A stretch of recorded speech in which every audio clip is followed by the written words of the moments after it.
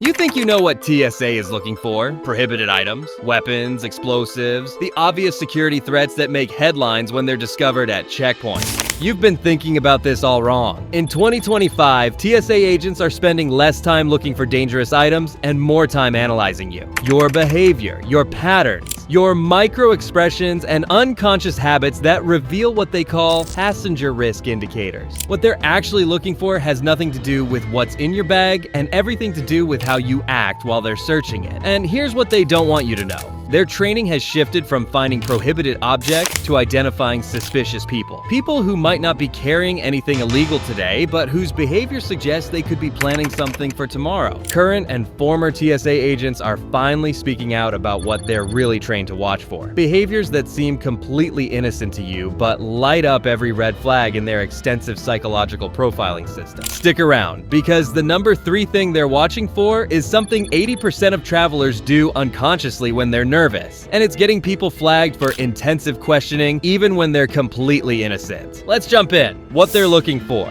Number 10. Micro-expressions during document check. You hand over your ID and boarding pass. Standard procedure, completely routine. But while the agent is checking your documents, they're not just verifying your identity. They're analyzing your facial expressions for involuntary reactions. TSA agents are now trained in micro-expression analysis. Here's what most people have no idea about. They're watching for specific facial muscle movements that last less than half a second. Eye movements, lip tension, forehead creases, tiny expressions that your conscious mind can't control. According to former TSA trainer Marcus Rodriguez, we're taught to look for what we call deception indicators. When someone's facial expression doesn't match their verbal responses, or when they show stress reactions that seem disproportionate to normal travel anxiety. And the training is getting more sophisticated every year. One particular micro-expression they're watching for: eye contact patterns. Too much eye contact suggests overcompensation for deception. Too little suggests guilt or nervousness about something specific. But here's what catches innocent travelers. The correct amount of eye contact varies by agent, by airport, and by the agent's interpretation of your baseline behavior. A business consultant flying from Miami to Boston learned this the hard way. During document check, she looked directly at the agent while answering questions,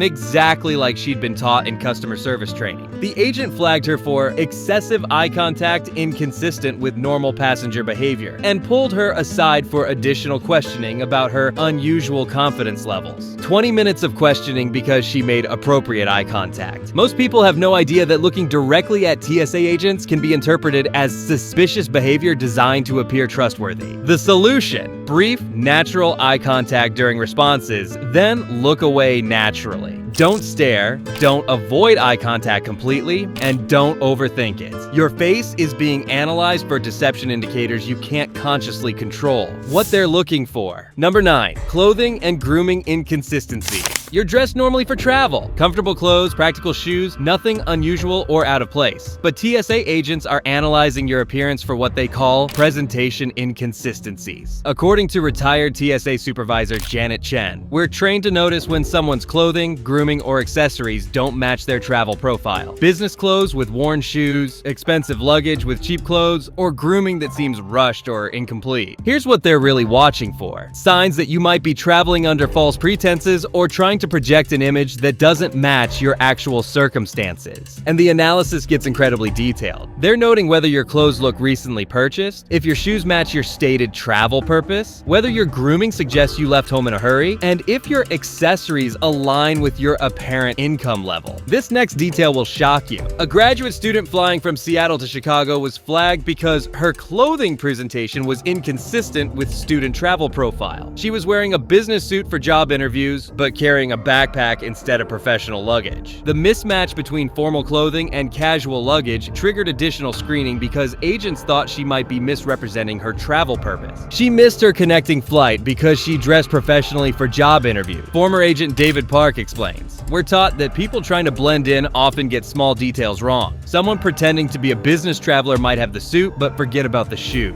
Someone claiming to be on vacation might have new clothes that still have tags. Your appearance is being analyzed for consistency with your stated travel purpose and economic profile. Most people have no idea that trying to dress appropriately for their destination can trigger suspicion if it doesn't match their departure appearance. What they're looking for. Number 8. Baggage handling patterns. You place your bags in the X-ray bin. Same routine you've perfected over years of travel. Efficient, organized, exactly how you've always approached security screening. But they're not watching your bags. They're watching how you handle your bags. According to current TSA agent Lisa Thompson, we observe baggage interaction patterns. How comfortable someone seems with their own luggage. Whether they hesitate before placing items in bins. If they seem uncertain about what's in their own bags. Here's what catches most travelers. They're analyzing whether you act like someone who packed their own luggage and knows exactly what's inside. Hesitation before removing items, uncertainty about electronics placement, or seeming surprised by security requirements all get noted as potential indicators that you're not familiar with your baggage contents. And the observations start before you reach the bins. They're watching how you carry your bags through the line, whether you seem protective of certain items, and if you position yourself to monitor your belongings in ways that suggest anxiety about their contents. This next case is unbelievable. A marketing director flying from Phoenix to Denver was flagged because she demonstrated unfamiliarity with her own luggage contents during screening preparation. She'd packed quickly that morning and had to think for a moment about which pocket contained her laptop charger. That brief hesitation was interpreted as possible unfamiliarity with baggage contents suggesting potential security risk. The additional screening took 30 minutes because they had to verify that she'd packed her own bag and knew what everything was for. Former supervisor Maria Gonzalez reveals, "The training teaches us that people carrying items for others, or people who don't know their own baggage contents, represent potential security risks. We're supposed to flag anyone who seems disconnected from their own belongings. Know exactly what's in your bag and where everything is located. Don't hesitate when placing items in bins, and don't seem surprised by your own belongings. Your familiarity with your own luggage is being evaluated as a security indicator. Don't say we didn't warn you." What they're looking for. Number 7. Electronic device anxiety. You remove your laptop from your bag. Standard procedure, nothing unusual. But while you're handling your electronics, TSA agents are analyzing your comfort level with your own devices. According to former agent Robert Kim, we're trained to watch for device disconnection indicators. People who seem nervous about their electronics, who handle devices like they're unfamiliar with them, or who appear anxious about electronic screening procedures. Here's what most people don't realize. They're not just checking your devices for prohibited items. They're checking whether you act like someone who legitimately owns and uses those devices. Fumbling with password entry, uncertainty about device functions, or appearing unfamiliar with your own electronics all trigger additional scrutiny. And the analysis extends to device condition and usage patterns. They're noting whether devices show appropriate wear for their apparent age, if accessories match device types and user patterns, and whether you handle electronics like someone who uses them regularly. This next revelation will blow your mind. A college student flying from Boston to Los Angeles was flagged because her laptop handling patterns suggested unfamiliarity with device ownership. She'd borrowed her roommate's laptop for the trip and wasn't familiar with the startup process and password requirements. Her hesitation with the device was interpreted as potential evidence that she didn't legitimately own the electronics she was carrying. The additional screening included detailed questioning about device ownership, usage patterns, and why she seemed uncertain about her own electronics. Current agent Jennifer Walsh explains, "The training emphasizes that people carrying electronics that don't belong to them, or people who aren't familiar with their own devices, could be transporting items for others without knowing their contents. Be completely familiar with every electronic device you're carrying. No passwords, no startup procedures, and handle devices confidently like someone who uses them daily. Your comfort level with your own electronics is being analyzed as an ownership and security indicator." Most people have no idea that borrowing devices can make them look suspicious during security screening. Have you ever been flagged or pulled aside for something that made zero sense? Maybe you borrowed a device or just looked a little too confident. You're not alone. And what's happening behind the scenes explains everything. Drop your story in the comments. We're featuring the most shocking ones in future videos. Now, let's talk about what agents are watching before you even reach the scanner. Behavior number 6 is being tracked the second you step in line. What they're looking for. Number 6, line behavior analysis.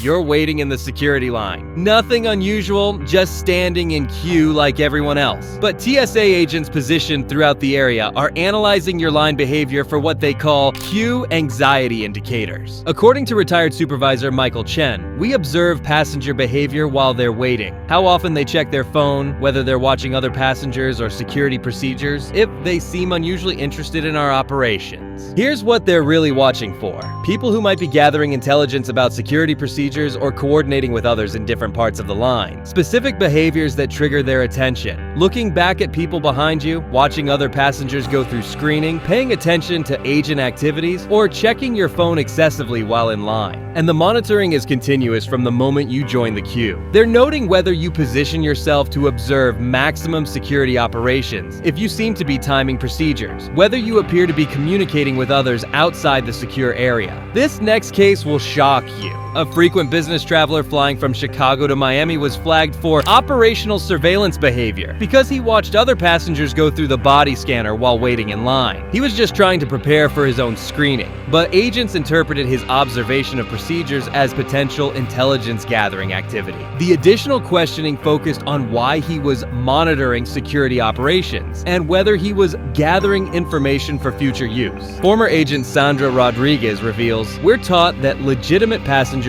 focus on their own screening process, not on observing our procedures. People who watch how we work are potentially studying our methods for reasons we need to investigate. Look straight ahead while in line. Don't watch other passengers get screened, don't observe agent procedures, and limit phone usage to essential checks only." Your curiosity about security processes is being interpreted as potential intelligence gathering. Don't say we didn't warn you. What they're looking for. Number 5. Response pattern analysis.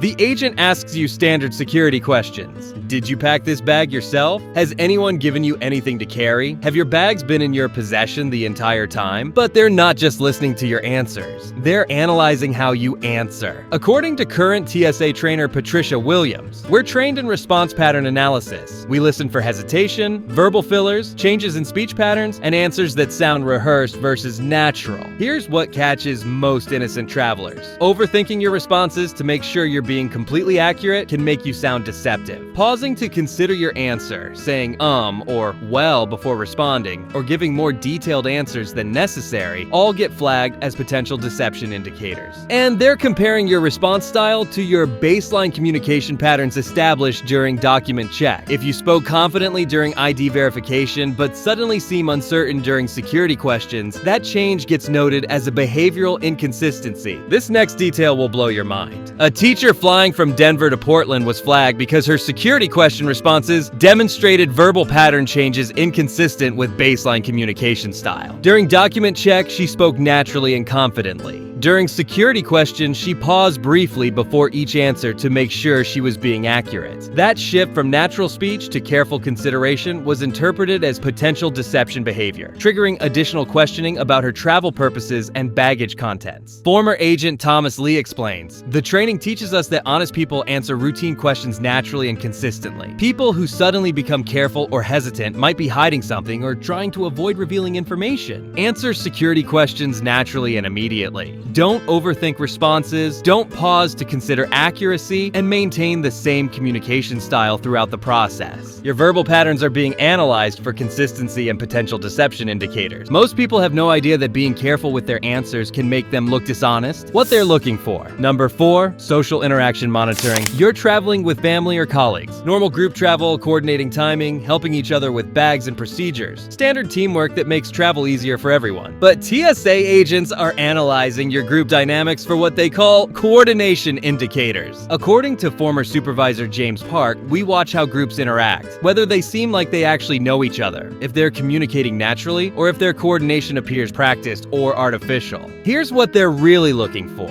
Groups that might be traveling together for purposes other than legitimate personal or business relationships. Specific behaviors that trigger analysis. Speaking to each other in ways that suggest you don't know each other well. Coordinating actions too efficiently, or helping with each other's belongings in ways that seem rehearsed. And the monitoring extends to nonverbal communication between group members. They're watching for eye contact patterns, body language, and coordination signals that might suggest your relationships aren't what they appear to be. This next case is unbelievable. A team of consultants flying from Atlanta to Seattle were flagged because their group interaction patterns suggested unfamiliarity despite claimed professional relationships. They'd only worked together for 2 weeks and were still learning each other's names and travel preferences. Their slightly formal interaction style was interpreted as evidence that they might not legitimately know each other. All 5 team members were subjected to additional questioning about their relationships, work arrangements, and travel purposes because they seemed too professional with colleagues they claimed to know well. Current Agent Monica Garcia reveals, "We're trained to identify groups that might be working together for illegal purposes but trying to appear as normal travelers. Groups that coordinate too well or not well enough both get our attention. Act naturally with your travel companions. Don't over-coordinate, don't be overly helpful with each other's belongings, and interact the way you normally would. Your group dynamics are being analyzed for authenticity and potential coordination concerns." Most people have no idea that being too efficient as a team can trigger security suspicion. What they're looking for. Number 3. Nervous system responses. You're going through security screening. Completely legal items, proper procedures, nothing to hide. But your body is showing stress responses that TSA agents are trained to identify and analyze. According to former agent Rebecca Martinez, we're taught to recognize involuntary stress indicators. Sweating that seems excessive for temperature conditions, fidgeting behaviors, breathing changes, or nervous habits that suggest anxiety beyond normal travel nerves. This is what 80% of travelers do unconsciously when they're nervous, and it's getting people flagged for intensive questioning even when they're completely innocent. Here's what they're watching for. Physical responses that seem disproportionate to the security screening situation. Excessive perspiration, repetitive movements, changes in posture or breathing, touching face or neck, or other nervous behaviors that suggest you're more anxious than typical travelers. And they're comparing your stress responses to what they consider baseline anxiety for security screening. Everyone gets a little nervous during screening, but responses that exceed their expected range trigger additional attention. This next revelation will shock you. A retiree flying from Las Vegas to Phoenix was flagged because she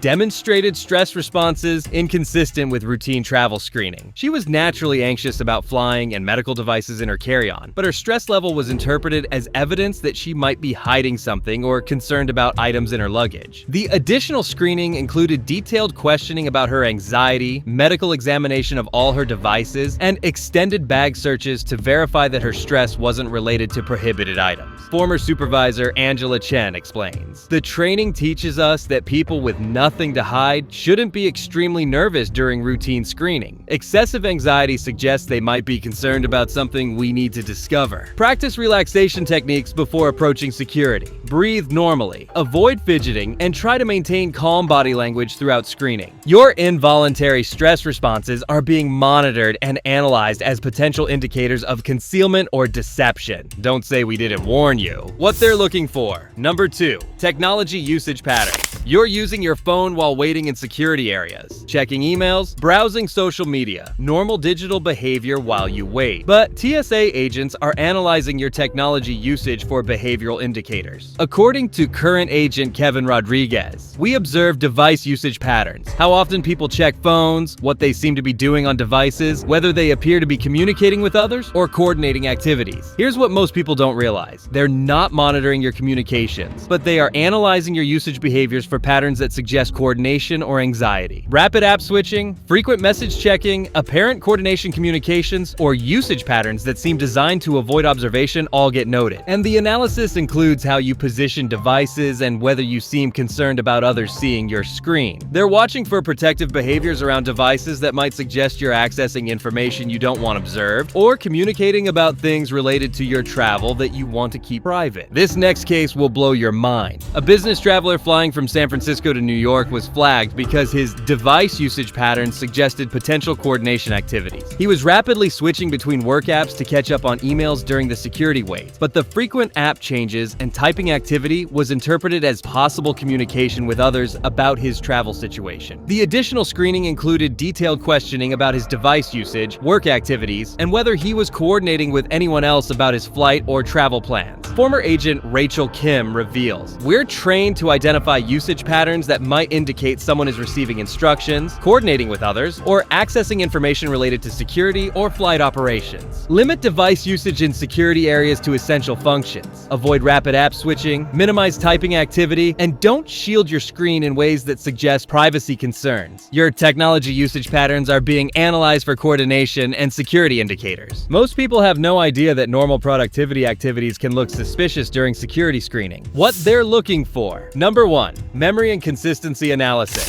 TSA agents ask you questions throughout the screening process. Simple questions about your travel, your belongings, your plans. But they're not just collecting information. They're testing your memory and consistency. According to former training supervisor Maria Santos, we're taught to ask similar questions at different points in the screening process and compare answers for consistency. People telling the truth should have consistent details every time. Here's what catches most innocent travelers. Small variations in how you describe the same information can be interpreted as evidence of deception. Saying you're visiting family during document check, then mentioning business meetings during bag screening, even if both are true, creates consistency flags that trigger additional scrutiny. And the analysis extends to details you might not realize you're being tested on. They're comparing your stated travel duration with your baggage contents, your described travel purpose with your appearance and belongings, and your comfort level with routine questions across multiple interactions. This final case will blow your mind. A consultant flying from Dallas to Boston mentioned visiting clients during document check, then mentioned sightseeing during electronic screening when asked about his camera equipment. Both statements were true. He was combining business and pleasure, but the agents interpreted the different emphases as inconsistent travel narratives suggesting possible deception about trip purposes. The additional questioning focused on his changing story about travel purposes and included detailed verification of his business and personal plans to ensure his statements were consistent with his actual itinerary. Current agent Stephen Park explains, the training emphasizes that legitimate travelers have consistent stories about their trips. People whose details change or who seem uncertain about their own travel plans need additional verification. Keep your travel narrative simple and consistent. Don't volunteer extra details that might create confusion, and describe your trip the same way every time you're asked. Your memory and consistency across multiple interactions are being tested and analyzed for truthfulness indicators. Most people have no idea that providing complete, honest information can trigger deception concerns if it's not presented consistently. The bigger picture.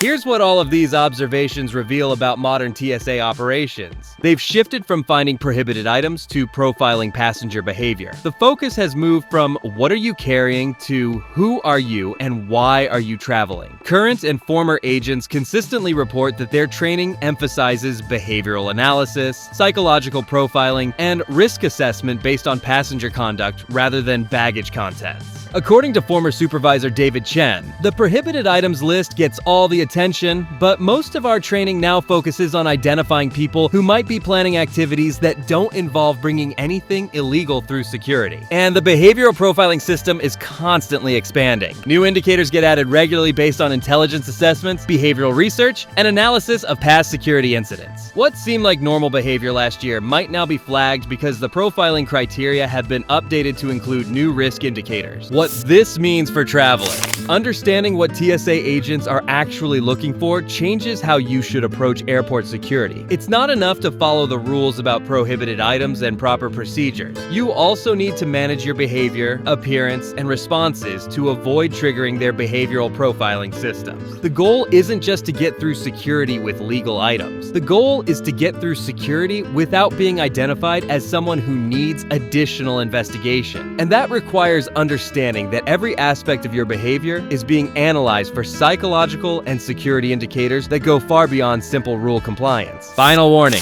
The most important thing to understand is that behavioral profiling is subjective and inconsistent. Different agents interpret the same behaviors differently. Training varies by location and gets updated regularly. What triggers additional screening at one airport might be ignored at another. But the overall trend is clear. TSA is investing more resources in analyzing passengers than in analyzing their belongings. Your behavior, appearance, responses, and psychological presentation are now more important to your security screening experience than what you're carrying. If you've been subjected to additional screening for behavioral reasons you didn't understand, drop your story in the comments below. These insights from current and former agents help explain why normal travelers are getting flagged for psychological profiling. Remember, they're not just looking at your bags anymore. They're looking at you. Stay calm, stay consistent, stay unremarkable. Don't say we didn't warn you.